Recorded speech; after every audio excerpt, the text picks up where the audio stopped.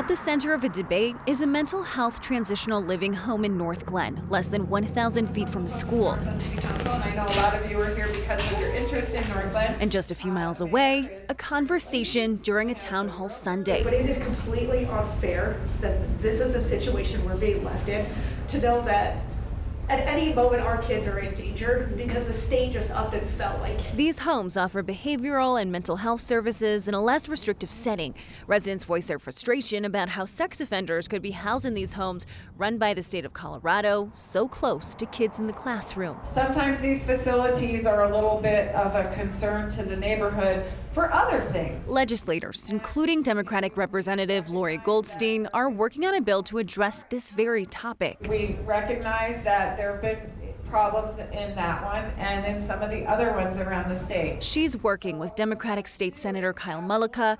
The bill would restrict sex offenders in homes like this within 1,000 feet of schools. What we're trying to do with this bill is codify the work that already happened to make sure that it's in statute, it's not just a policy. The state that runs these facilities has agreed not to house sex offenders as part of an internal policy change. The mayor of Northglenn says that's not enough. They can change the policy tomorrow if they want.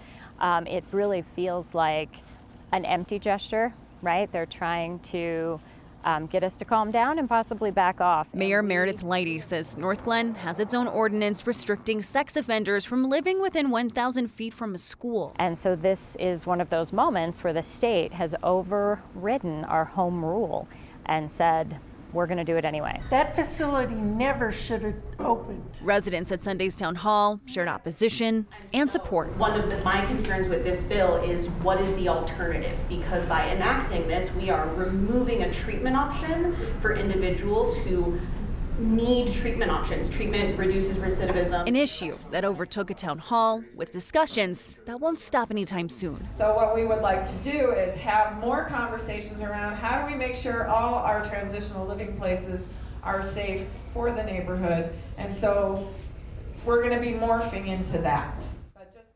The mayor of Northglenn says the bill related to these transitional homes is expected to die in committee, meaning it won't advance this year.